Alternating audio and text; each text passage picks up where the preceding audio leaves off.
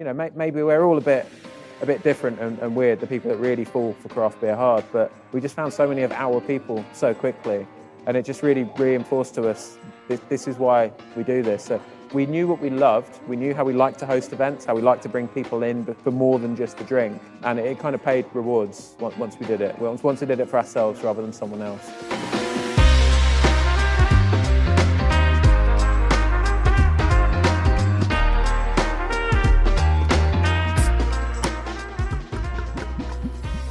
Hello and welcome to We Are Beer People, a podcast all about the many different people who help us enjoy beer. I'm your host, Rob Cadwell, and I reckon if you're listening to this, then there's a good chance that you are one of the beer people too. You might be involved in the world of beer, you may want to find out more about the industry, or perhaps you simply enjoy drinking the stuff. So join me now as I have a chat with one of the beer people.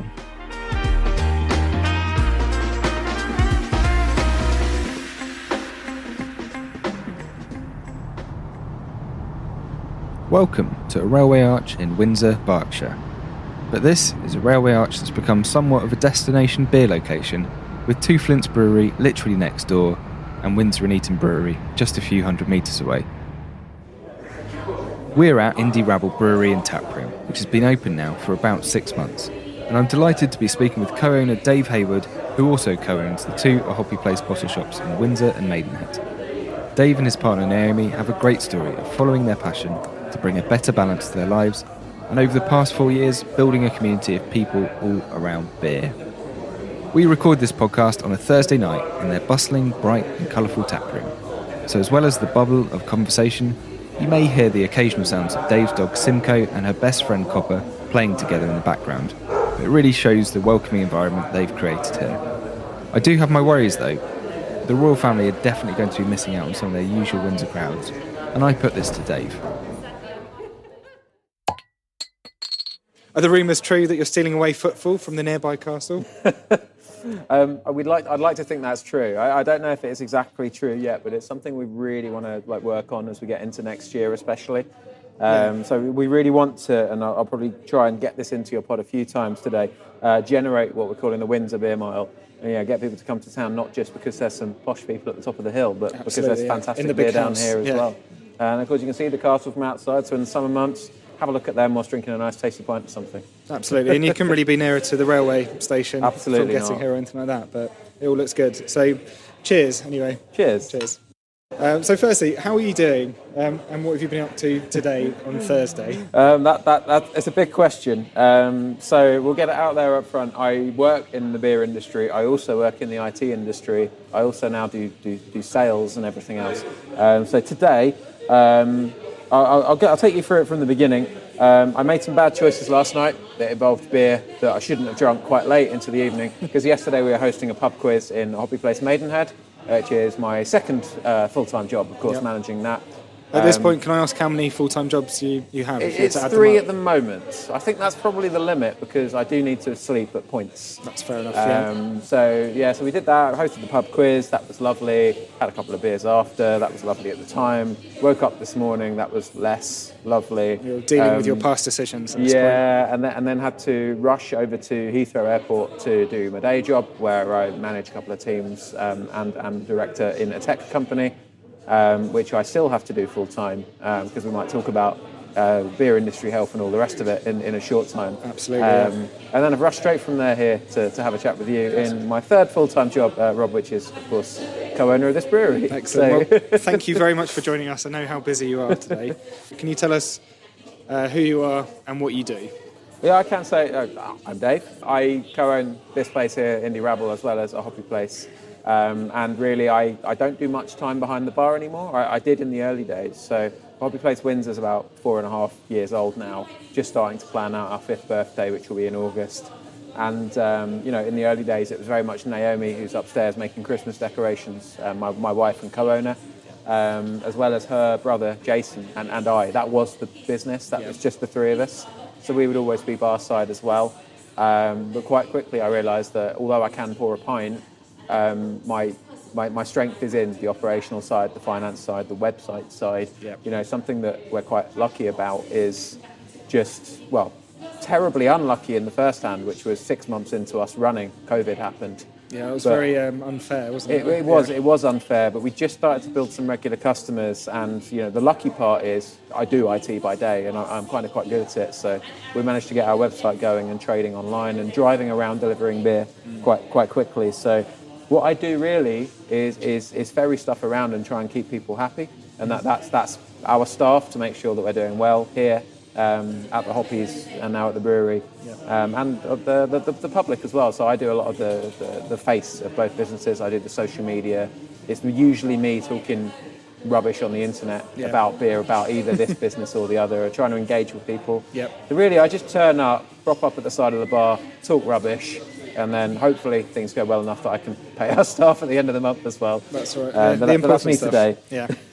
A little bit like a swan then, so people probably see the calm exterior, but there's a lot going on. Yeah, although I don't think I look entirely calm a lot of the time either. We'll give you that as a podcast, no one can see. It's fine. But if you could take us back to the beginning then. So why beer? What brought you here?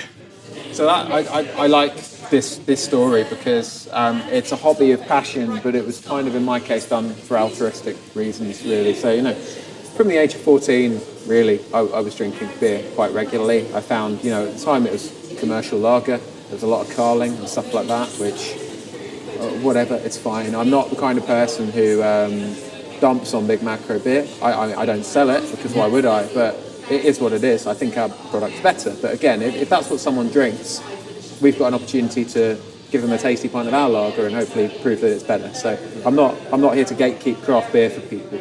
But I started drinking early in a local pub that we definitely weren't allowed into. But it's okay because the owners were out the back illegally gambling and whatever else they were doing. So all the 14-year-olds drinking lager was to them not a problem.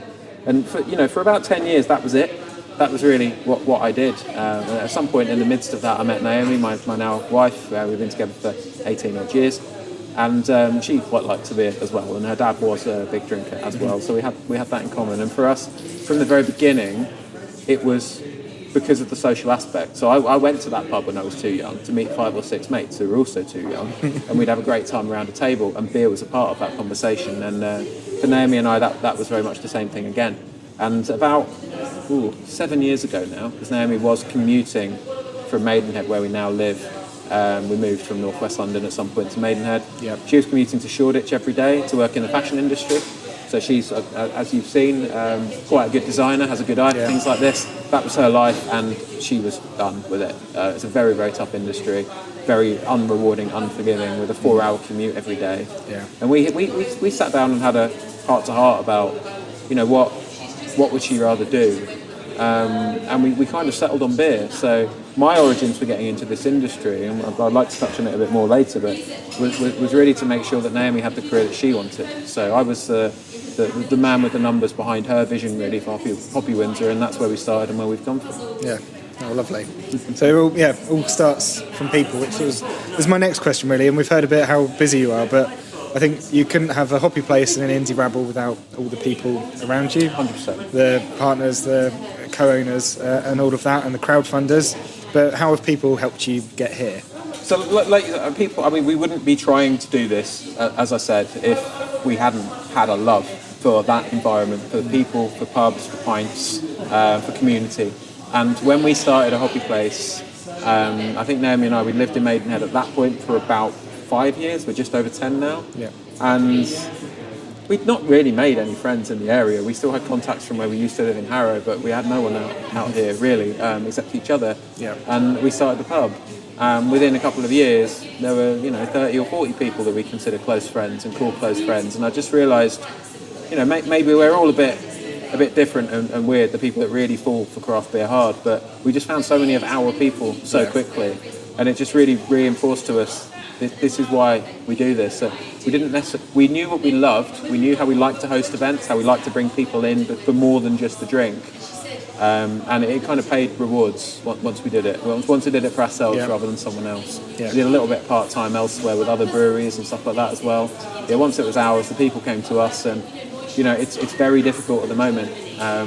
But that engagement, that community, that sense of belonging is why we've kept going and why we've battled through the tough times, and it's why we do this. Absolutely. And I think we'll come back to the tough times. I think at the moment that we're in, they're certainly being felt by so many people at the moment. I'd like to talk about perhaps how you got into the first step now. So you're probably 3 steps in to 2 Hoppy Places and Indie Rabble. But I guess, how did you get into that first? So to call back to what I said, Naomi needed a change. Yeah. And we, at the time, had started frequenting a brewery in Henley, which it still exists, but it no longer has a taproom, unfortunately, Loverbonds Brewery. Yeah. So we absolutely loved it there. And what we found there, it's like a big wooden barn. It had a plastic roof. It was freezing cold in the winter. The radiators didn't work. Sort of shonky garden furniture inside. But 100 of the nicest people we'll ever meet that frequented it. And we got to, and the beer, by the way, is astounding and still is astounding. Yeah. It's not the most fashionable to some. It's classic styles, well executed. All that's the beer I love. Yeah. But we just fell for that place quite hard. During Naomi's sort of real, pontification, what do I do with my life? Sort of quarter-life crisis kind of stuff.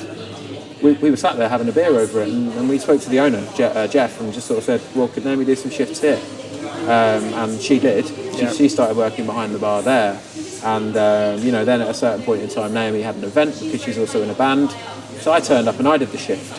And then Jeff, the owner, said, well, I'm doing a pop-up bar in college somewhere up the hill in a couple of weeks. Dave, do you want to run that? So then I did.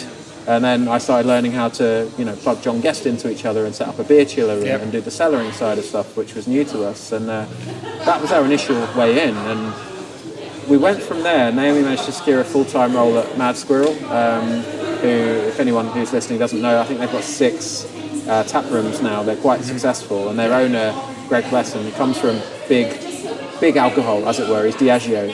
And what he's done is establish a brewery and taproom model where he can sell really all of his beer in his own outlets. Like anything they send to trade is a bonus for them. And that, I think, is a very, very clever way to run a business. She worked there for a couple of years. In fact, not even that long. I think about a year. And then we went to Windsor for a walk, as you do. And we were sort of thinking we'd like to do this ourselves. This is what, I have some business acumen. Naomi loves being in charge, not having to beg, borrow and steal for permission to do everything elsewhere to get budget for events. We want to do this ourselves. And what we always wanted was a music and craft beer hub. And so we had to make our own, but no one knew who we were. We had no trading history. I didn't know how to establish a company at that point. And we tried a couple of estate agents for a couple of units in Windsor and got really no response at all. And then one day just saw a really sort of shoddily written sign in a window that said, "To let, call this number." And the window, it used to be, for anyone who knows Windsor very well over the years, it used to be a German bakery.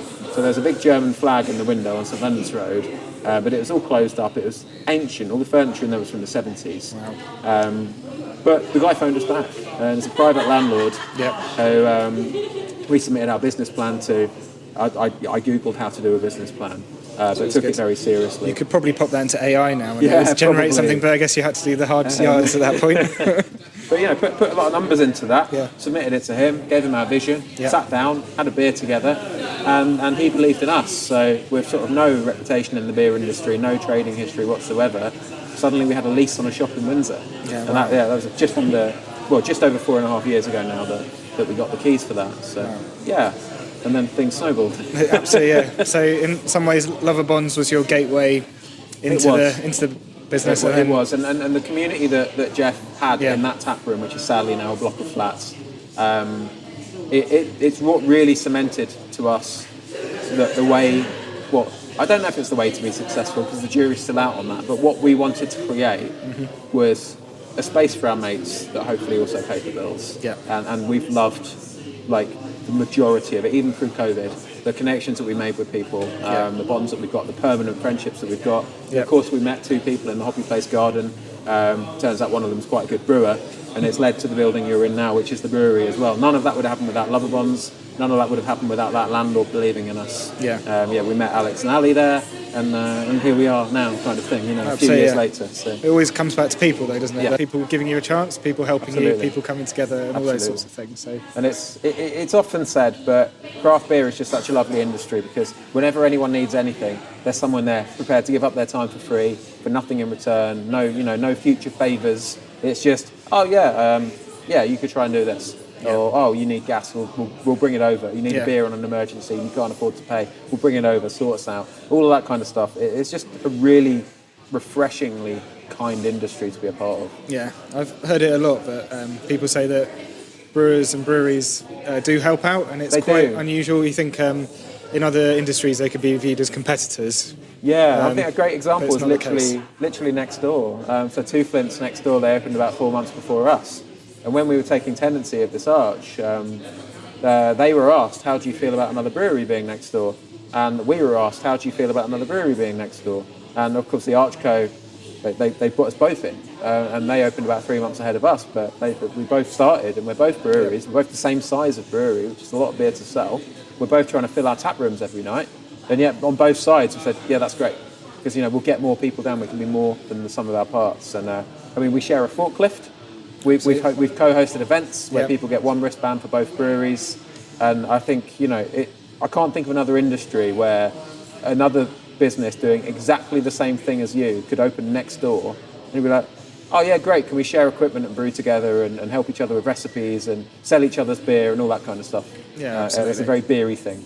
And I think if you had done carbon copies of each other and been the same thing, there would be no reason for people to go to both.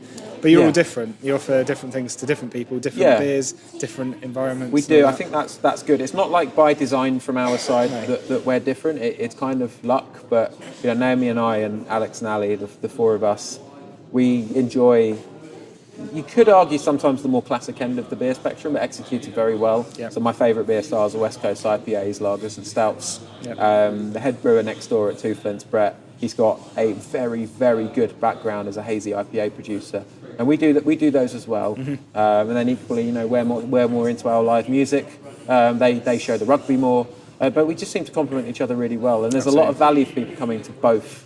And, we do this constant glass armistice where we've got a whole tray of Two Flints glasses. We walk them back next door and vice versa. Like, we don't care if someone sits down in here and drinks one of their beers. Yeah. We just want as many people as possible to come to Windsor and enjoy Windsor beer. Absolutely. And it's not just us two, it's Windsor and Eaton Brewery as well.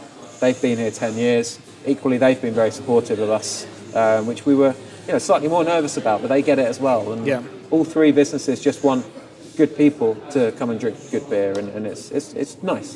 Definitely, and it's better for beer drinkers because you've got more choice, you've got more options. You can, whatever you're feeling that day, you can go to it, and hopefully it's better for you guys because it's more of a magnet. And coming back to your Windsor Beer Mile, it's going to help encourage that. Yeah, we really want to work that next year. Like, you sort of your average coach load of American tourists, for example, and there's dozens of them every day that come in. Yeah. If we can just, how many of them would be excited in a brewery plus castle tour? Get off the coach, go to the castle, see some royal stuff. I don't know what they do up there. Come down here and have some great beer. And there's definitely a big market for it, and that's what we want to do. We want Windsor to be greater than some of its parts. Everyone goes to Bermondsey. People go to Walthamstow now as well. Yeah. We're building something that genuinely competes with those spaces. Yeah. We want to get people here to experience it.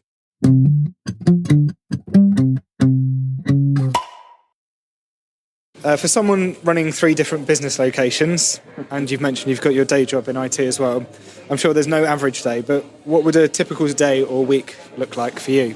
So I'll answer in terms of a week because the day is just too chaotic. The only day that I understand how it's going to go in advance, and it's new, it's changed again, but it's my Mondays.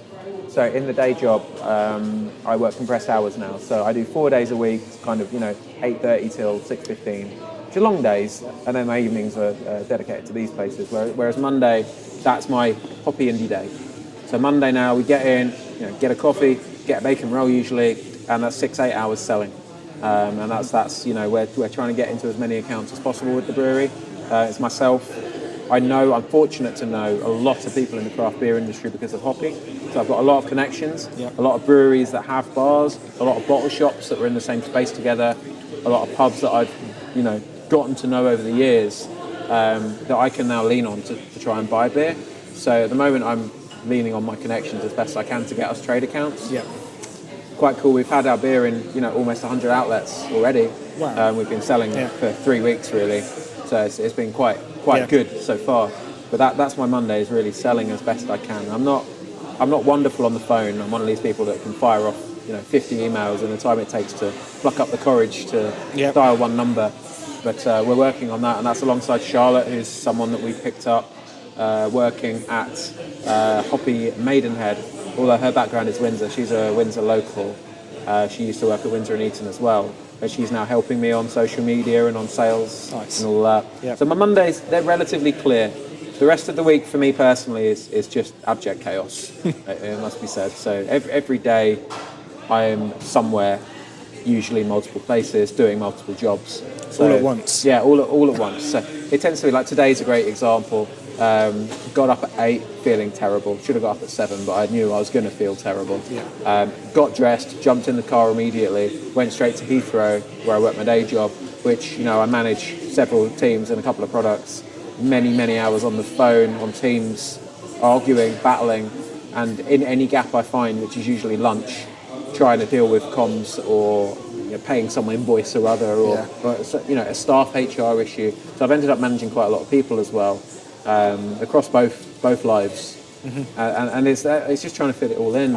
I owe and am accountable for the day job as well. So it's not like I can just dial that in. I have to fight for that, and then there's always something in the evening now, and that's fine. And then sometimes I judge for SIBA, or sometimes I do this or that, or go to a beer festival, or I tend to work 7-day weeks every single week. I tend to do at least 2 jobs every day, full hours in both. Yeah. Eventually something's going to have to give. What I hope for in the long term is that this is my life. I still enjoy the day job, I still enjoy IT, but I can be using all of those skills to develop this place rather than to develop that. And if there was enough money in the beer industry, I would be. But in the meantime, I'm making sure that other people around me have got jobs and have got careers, and I'm developing them, and I'm happy with that too. It's just I need to look after myself eventually. Yeah, absolutely. You've got to start with yourself, and then everything else comes from that. But how does it feel having those many jobs and commitments? So I guess you're always on the go. There's not a chance to step down. No. Always. It's kind of a blessing and a curse with beer, which is most of the people I get on with the best, I've ended up hiring, really. So or working with, in the case of Alex and Ali, our founders here. So there's always a double-edged sword, because there's a lot of pressure to not let them down as well. So it's like, we're mates, we'll go out for a beer after work. But if I don't hit a sales target, or if I don't manage our costs, or if I don't get enough customers through the door, then I might not be able to pay them, and that's their livelihoods. It is a bit of a comfort blanket for me, the fact that I've got an income elsewhere. As much as it's exhausting me to do it, it does alleviate that pressure very slightly. But I've got, across these 2 businesses now, Hoppy and Indie, there's 10 people that rely on me for their livelihood, and it is stressful. It's hard to manage, especially when I go out drink with them, and they're my mates, and sometimes that can be hard to kind of trade off. I'm not in the day job. I don't have that pressure, so I'm boss for a number of people. I manage products. We deal in sort of multi-million-pound revenues in that place. Not that I do. I'm on salary. I don't see any of that, but it's big business. And if that does badly, there's a group to protect us as individuals. Whereas here, it is all on me, and it is stressful. And does it feel better, the fact that you're doing that and you're coming back to an industry, a place you love, literally a place you love, that you can do that, so in a way you can maybe recharge when you're doing some of this? Look, people listening to this will relate. It's a very difficult industry at the moment. I think there's a lot of exhausted, tired, quite lonely people, and especially leaders. Everyone, but people who it's like, you've got to look at yourself and think, is this going to work? Am I successful? Have I failed? It's very, very stressful, and there's no way. We've had several fight or flight moments in this business. The first one was COVID.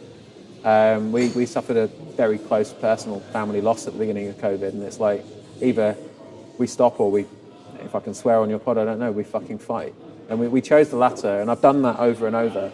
And the reason for that is we do love this industry and what it can represent, and the people that are in it, as I've said already, and the beer, of course, when it's good. And I wouldn't give it up. And I've had to ask myself that question many, many, many times, probably hundreds of times, probably weekly, but I still wouldn't give it up, which is why we're fighting on.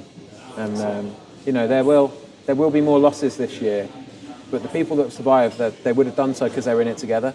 and we're looking out for each other, and that's why we're here. Here's to that. What have been the biggest step up? Was it going from not being in the industry to going to a hoppy place, to going to a second hoppy place, or going to opening a brewery and taproom? Certainly the biggest financial commitment was the brewery, but it's an interesting story because for me, we'd done it before at that point. We'd started a new site, we'd spent money, we'd invested, we'd crowdfunded, We'd been there, so for Naomi and I, it's kind of like the same again but bigger. But we understood the steps, we understood when the pinch points and the pressures would be, and how it was going to feel, and it kind of went that way. So I wasn't that stressed during the build-up of the brewery, really. I trusted Alex implicitly as a brewer, and his beers are proving that. And I thought I could sell the beer, and so far I've been able to. And yeah, we know how to spin up a business now. We've done it a few times. I think the toughest one was actually Maidenhead, our second site, because when we opened Windsor, we would... I always... Sorry for going off on a tangent, but remember a particular terrible speech from Donald Rumsfeld, which is the known knowns, the known unknowns, the unknown unknowns. I know that one for being a history and international relations student and doing many an essay about those knowns and unknowns. I think the unknown unknowns is what saved us the first time round. We had no idea what we were getting into, whereas for Maidenhead, we knew we were doing it again, but at 3 times the size and 5 times the cost. And that was the scariest of the launches. Yeah, proof yet again that ignorance is often bliss, Oh, and you can deal with things when they come up. But and luckily, we seem to have been sort of responsive and reactive enough to roll with the punches from then on. But we had no idea what we were getting ourselves into. People all around us saying, well, that won't work. And it did, but I definitely thought there'd be an easier time to be had than it turned out to be the case. Yeah, that's all right. Well, we roll with the punches on those. And you say, obviously, people saying things might not work or anything like that. What would you say that others should know if they're considering going into opening a bottle shop, a tap room, a brewery, or any of those things in the beer industry? I'd answer that in series, but I'll try and be brief. Don't open a bottle shop. That's the first one. If you're going to try and sell beer, you have to have draft and drinking, because I think community is the only thing that makes this industry viable right now. Those close-knit connections, that desire for your mate who owns a beer business to succeed, it only exists if you spend time together. So for me, we always knew we'd be both, and that's something we actually learned from Mad Squirrel, where Naomi used to be. They have a big selection of takeaway, and we started by visiting their Cheshire branch, which is their smallest branch as well. A wall of takeaway, 4 beers in the corner. And that's expanded and expanded from then on. But I think without the latter, the former wouldn't work. You get to know people. You then, once they've had 2 beers off draft, you go and crack a can. And it's like, hey, I don't know, Rob, try this. Have a bit of this. We'll share it. And you do that with a table of 4 regulars that are in. And then you start to get them on that journey of trying the weird and wonderful. You can't just have the can sales now. Categorically, there's not enough margin to survive. Especially you've got businesses selling a lot of cheap beer on the internet. You've got this real squeeze from the supermarkets. You've got this real squeeze from a few other sort of distributors and websites I won't name now. But that doesn't work. You need the people. So taproom and brewery, very quickly.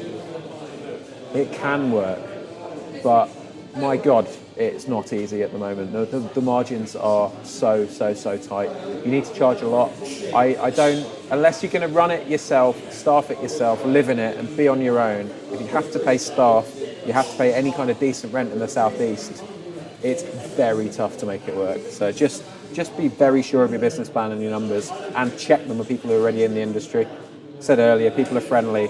If you say, this is what I think my forecasts are going to be for this site, someone will answer and tell you what you've missed, correct it, they'll help. I don't see another business starting up and think, I hope they fail. I see them starting up and think, well, firstly, maybe I can sell some beer to them. Now I've got the brewery as well, because I play both sides of it.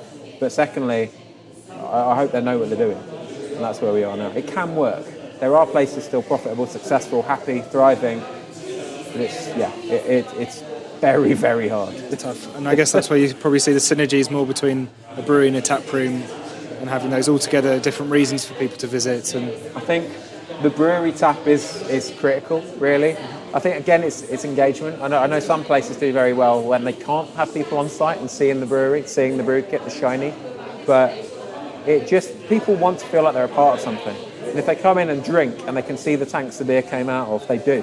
But I think that's really important. What do you think people would be most surprised to know about A Hoppy Place or Indie Rabble? It's hard to say. I think people, it's a compliment for Hoppy. I think people assume that see our website and stuff that we're bigger than we are. I think that's true of a lot of beer businesses. So like the biggest online bottle shop that I knew of, they've unfortunately gone under, but was a little place called Optimism. And it turned out it was one guy called Rob with some boxes of beer in his garage. It was a tiny operation, but like he had the country's probably largest weird and wonderful beer following. And then you look at sort of outlets like Beer 52, and it's another galaxy. And we've been compared to them. It's ridiculous. Ordering a beer is my brother-in-law Jason and I. Packing a beer is my brother-in-law Jason and I, and mostly him. Shipping beer is often me in the back of my stupid car that's not a van. We're a small little outlet, and hopefully people think we do well. But it's common. Even this place, it's polished, it's big, it's shiny, but it's a tiny number of people making it happen. And hopefully we seem like we know what we're doing, I guess would be the thing. I'm not sure I do. But yeah, I don't know. You definitely do that. You've mentioned a few of your different hats that you wear, but what's your favourite hat to wear? Hosting beer events, for sure. So I like talking to people. I like to feel like I know what I'm talking about.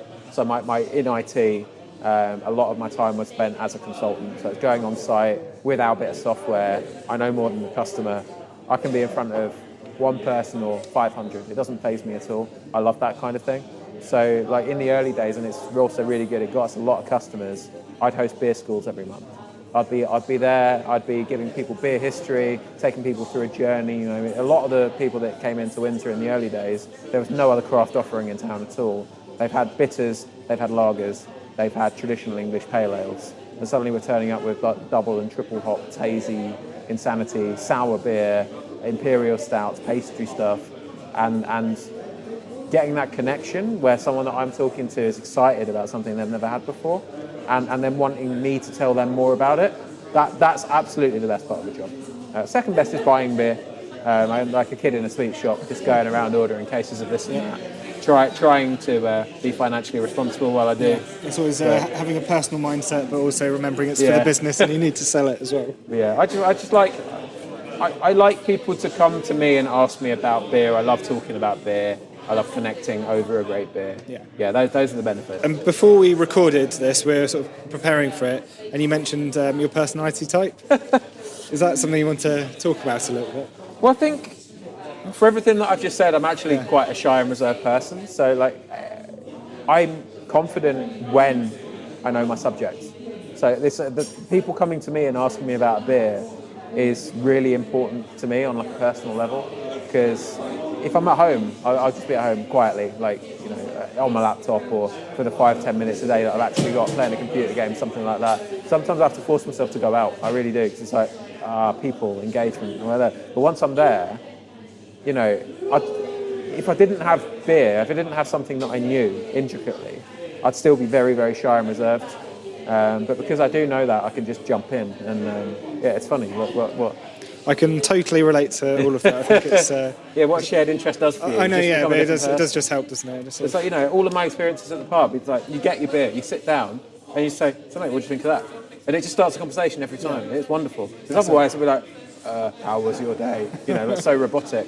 And that whole sort of English thing of, "How are you? Yeah, great, mate. How are you? Yeah, great. Okay, now what?"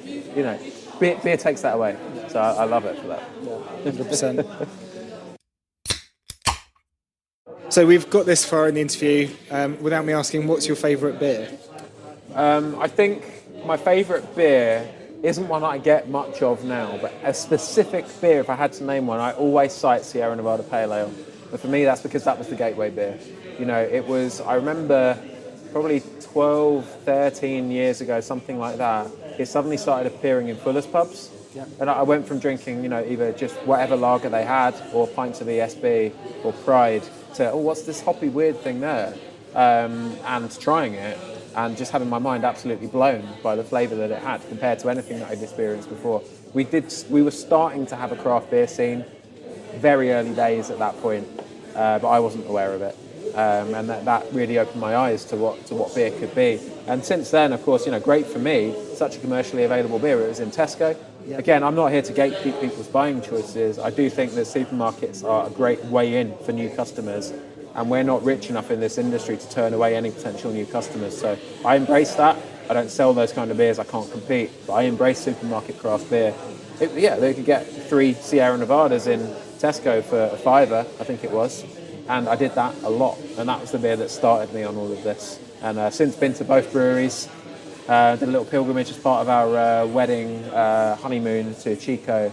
I got the opportunity with my day job to go to, Georgia, but only a state and a half away. So I rented a car and drove there and went to Mills, into the sunset River as well in North Carolina.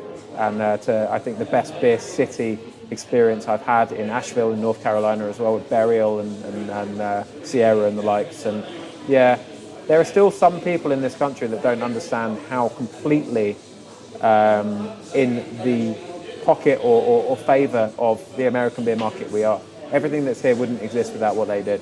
But people think, but it's all Budweiser. No, without America, this country's beer scene wouldn't exist. And that was the beer that started me off on all of this. Absolutely. Speaking with obviously Henry, who was at Darkstar beforehand, and there's stories about the Darkstar founder bringing hops back in a suitcase and all that, and you hear lots of that. And America had such an influence for this wave. Fuggles and Goldings here. It is, yeah. So.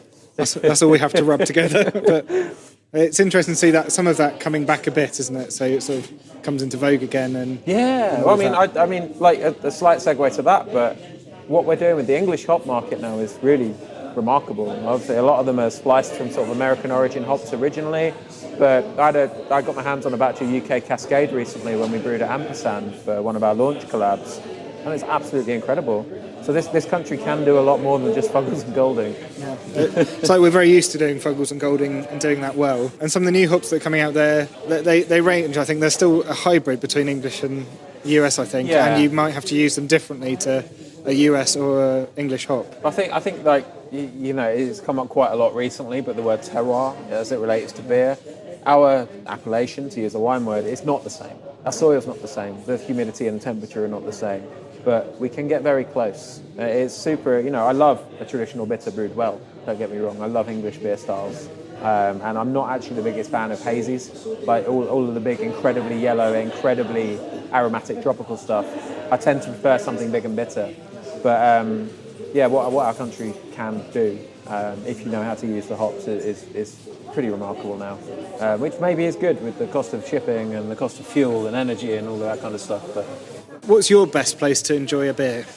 I'm going to contradict myself massively by naming one venue, but then I'll try and name the second one. So on occasion, everything that I just said about being the centre of attention, about loving people, about loving talking about beer, I also think I'd quite like to just be anonymous but still have a drink. So there's a pub called The Bell in Waltham St Lawrence that has, amongst a good food menu and a log-burning fire and a very dog-friendly atmosphere generally, Rothaus Hefeweizen on draft for some reason. A load of traditional cask beer, another lager, but then Rothaus Hefeweizen. And their Pilsner as well on one of the big traditional German beer fonts. And Naomi and I, when we feel the need to escape, things have got too much, we don't want to have yet another worry about the cost of hops or the cost of rent. Yeah. We go there, they do a lovely beer bread with balsamic vinegar oil, get some salt, get a Hefeweizen, stare at the log burner. That's my favourite happy place right now, excluding for our outlets. But then other than that, anywhere with good beer, really. What's the one thing you wish people knew about beer? I'm going to have to answer that like a financially minded man. What it costs to produce, honestly. We're at a point now with, malt costs being 50% up on 2 years ago, CO2 costs being 200% up on 2 years ago. I could go on all night. Electricity. I should, by rights, charge over £7 for a pint of beer. I don't, because people can't pay it. I understand the pressure that locals are under as well. Of course I do. And we want to be full, we want to be thriving. But it is very, very hard, and it can be quite stressful when you get people questioning what you charge. And that's the main reason we don't sell anything that's in a supermarket. It's not principles, it's not gatekeeping. It's because if a beer's £2 there, but I have to charge £4 for it. I can't countenance the conversation constantly. Well, they ordered more, so they pay less. Or they need less margin per product because it's a loss leader for them. All of that stuff, I can't deal with. It's very, very, very, very hard for this industry at the moment, and that's not the fault of the industry. So that's a dry answer, but it gets to me. I think that's totally fair, and I think you can make that case when you're brewing the beer on site. It doesn't get fresher than this, does it? Are there any changes you'd make to the beer industry? The pub tie. So I mentioned earlier Mad Squirrel, that's where Naomi started in beer. The reason that they did that, and I've tried to mirror this business model myself, is it's very well known that there are a tiny, tiny number of untied outlets in this country. There are something like 30,000 untied outlets in a sea of hundreds of thousands of venues. But loads of those also have equipment ties. So if you're a free house originally, then Diageo or Coors or whoever, Heineken's a big part of this, they go in and say, well, we know you're a free house, but wouldn't you like a brand new cellar? And then you have to take their products. And oh, don't worry, we have craft too. And then that's Beavertown. And the public, in the majority don't care.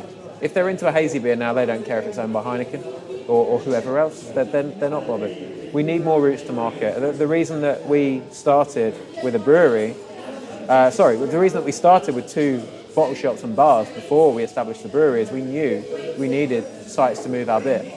And in an ideal world, I'd have had 3 or 4. And that's because I can't guarantee taps anywhere else. Getting a tie on a lager, no, it's impossible. It takes years of reputation, constant badgering, which is time I don't have. And we're all battling that. There's 2,000 odd breweries in this country. And we're battling, in reality, the same 2,000 or 3,000 outlets, all of us fighting for each other's outlets. And that was very good work done in the 70s and 80s to defend breweries directly owning all of these sites, but that now has really been turned on its head, and it's not backfired because initially it was a good idea, the pub tie model, but now we need to look at it again. We really do, because it's just too hard to sell this beer, and it shouldn't be. It's such a massive part of British culture, but yet there's 6 or 8 breweries that represent 80 or 90% of all beer available nationwide. It's very frustrating. What are some of the trends you're seeing in the beer and brewing scene? Some of them are enforced. The most recent one is with beer duty changes, which basically, for anyone who doesn't know, it used to be that if you were a small brewery producing less than 5,000 hectolitres a year, half a million litres, that you could get quite a significant amount of tax relief on that. And then above that level, it jumped. And the justification for that is we're a small brewery. I'm producing 2,000 litres of beer at a time. Heineken are producing 100,000 or more litres of beer at a time.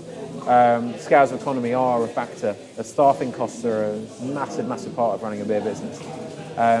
We didn't have access to that, so we got cheaper tax. The changes that have come in recently allow any beer under 3.4% to get full duty relief. So you see all these big macro brands that had 3.8% beers suddenly got 3.4% beers, and they're getting hundreds of millions of pounds per product in tax relief off the Treasury. So the Treasury think they've helped the industry with these changes. I'm convinced of that. And they've been hoodwinked. They've been lobbied successfully by the likes of Heineken, Coors, whoever, Marsden's, Carlsberg, to make these changes. And it's going to cost the Treasury billions. And it's very frustrating because we've lost advantages that we had. And I don't know. It's a tough time at the minute. In some ways, it's made a level playing field for larger macros that had a head start already. Exactly. Yeah. It's sort of, I don't know. Apologies for any Man City fans, but it's saying, Man City and Maidenhead United, you play on the same pitch. What do you want? It's like, the resources aren't the same, though, are they? It's still football. You're still kicking football around, aren't you? I'm also a football fan. I apologise to anyone who hates it. Is it Maidenhead? I support Arsenal. I'm a Londoner. I'm North Londoner by heart. But I'm also, and Hoppy is, excuse the dogs in the background. A Hoppy Place is now a corporate sponsor of Maidenhead United, which is very cheap. You've become so corporate. Team. I know. It's not quite like sponsoring a Premiership club, but it means I have a season ticket there and I go along and support them as often as I can. And it's another little community. There's now 8 to 10 sort of people I go with every week. So there are people in the industry that you think have been instrumental to you coming into the industry and growing and 100%. So I think, it's something, I came from a much more corporate, cutthroat world. And as I said earlier, the experience of just how good everyone is in the craft beer industry rubbed off on me really quickly. I now spend a lot of time in the beer forums trying to help other people. Now, I am trying to be altruistic. There's no agenda there. I just see a question pop up, I can help answer it, so I try to. And I think the person who inspired some, if not all of that, was one particular individual, which is Andy, Elusive Brewing. I'm sure everyone listening to this knows who Andy is. So Andy Parker. Andy Parker, nicest man in beer. Don't tell him he said so. He just got time for everyone always. He's got a favour to offer everyone always. He'll collab with you if your brewery is a shoebox or, Oakham or anyone in between. He's just there for the betterment of this industry. And it's so pleasing to see people like that. And I also think he models that behaviour in others around him. So he's brilliant. And he's one of many, don't get me wrong. There are a lot of great people in this industry. But he was a big part of the way I now try and behave. I hope to emulate some of that in what we do here. And I've seen as well that you've been invited to judge and lead judge by SEBA. Yes. How did that come around? So one of the things that I decided I had to do before opening Hoppy, I seek qualifications. It's something that I do. So I started working full-time when I was 19, and before that I'd done a couple of years contracting, but for a mate as well. So I've been in IT and in tech really since I was 17. I pretty much dropped out of college, got a couple of C's, doesn't matter. And then found my industry a passion, so to speak, and then realised I needed to be qualified. Did a business degree in my spare time, which took 7 years because I was working full time. And then when that ran out, I didn't know what to do in my evenings. It was before we'd opened Hoppy, and so I've got too much spare time. What do I do with that? I don't enjoy it. Of course not. I qualified for something else. And knowing that we might eventually start a beer business, I targeted, it's no longer, well, it might run again, and I hope it does, but the Beer and Cider Academy, which is like a retail arm, if you like, of the IBD, which is the Institute of Brewing and Distilling. They offered a course called the Beer Sommelier, which I undertook. So I became qualified basically to talk nonsense about beer. So I'm a professional shit talker now, sorry for the language. And from there, I was like, well, what do I do with this? And I was aware of SEBA because I'd seen, actually at Windsor and Maidenhead, I'd seen that they had like SEBA certificates on the wall and stuff like that. But I had no real reason to pursue them at that point beyond, I've got some spare time, I want to learn more about beer. So I took my beer sommelier skills and I sent them a DM on Twitter, actually, and I said, I see you do beer judging, I'm a beer judge now. And I was like, okay, I didn't expect it necessarily to lead anywhere, but they contacted us and gave me basically, come along to, it was an LBA event in London. I can't remember where it's hosted anymore. LBA, London Brewers Association, yep. Which now is huge. At the time, it's still quite a small organisation. I think there's hundreds of members now. Elusive's in there, Windsor and Maidenhead are in there, even though they're outside the M25, don't tell anyone. Wildcard are in there, and so on and so forth. I judged there, and judged under a guy called Neil Walker, the first time I ever judged, who now is their communications director and a big part of all the judging that they do. And he kind of taught me how to lead a table of judges with mixed experience and judge beer well. And I got a real taste for it. I was very lucky in a future round to judge with Melissa Cole, who equally absolutely fantastic, one of the best beer judges and beer writers in this country. And it sparked something in me. So I did that about a dozen times. And then one day Neil said, well, we need another table lead. So we'll put you into that. So now I sort of do table lead stuff. So now I'm the person turning up and telling everyone else how they should judge. And it's not telling, but it's kind of like herding cats at times, especially when alcohol's involved. It's really trying to pull it all together, get one, vaguely mixed opinion of the beer. You're wanting to calibrate a bit as well, exactly, I guess, and get everyone all together who might be from completely different walks of life and different beer experiences. But it's great fun. Again, I said I love hosting beer events. I love seeming knowledgeable about beer. I hope I actually am knowledgeable about beer, but it's all fantastic experience, and I love stuff like that. Have you got any other beer events that are happening at Indie Rabble or Hoppy Place? So Hoppy's got a couple. We're hosting an IPA school in probably after this comes out. So we're coming out hopefully in start of December with this one. So we'd have just missed that, but we've got a dark beer night happening early December as well. So a stout showcase. And I love to do things like that. Talk about beer. All the events that we do, and we try to do 1 or 2 a month, is on the Hoppy Place website and also on social media. The brewery is building up to Christmas now, so we've got a big Christmas fair where we're bringing traders in. It's something we actually got inspired to do by Double Barreled, another Reading brewery. They host Christmas markets and they're always great. Go there, buy a pair of earrings, drink 3 pints of Parker, love it. So we big tick all around there, yeah. We want to try and replicate that to the best degree we can. Showcase some local traders and drink some tasty beer, and then sort of build up to Christmas, and all that entails a bit of chaos. New Year's plans will be determined very soon, and then January is going to be very event focused because we need people in. So lots of tastings, live music. Indie Rabble at that point is going to kick off its live music program. So something that we've always wanted to do in Windsor is bring another live music venue back to town, because there's very little. There's the old ticket hall, but it's rough and it's only good after midnight, and that's only if you're drunk enough to not realise how bad the beer is. We want a more for those with a sophisticated palate, but i.e. you don't want to drink stale Heineken, to come and enjoy some good music. We'll kick that off. But yeah, events is what we need. Is you get people in, get them engaged, enjoying something. Beer. I don't believe that beer, as much as I've just said I love judging, I love talking about beer. The beer should be great. It needs to be great. But I want people to come here because of everything else we offer as well. I want them to come first and foremost because of the community, to come meet their friends over a good pint. Don't just go and get a beer. You can just go and get a beer anywhere. You can do that in a Wetherspoons by yourself. What we want is not that. We want people to come together, have a good time together. Thank you very much, Dave. So where can people follow you and keep up to date with everything Dave and everything A Hoppy Place and Indie Rabble?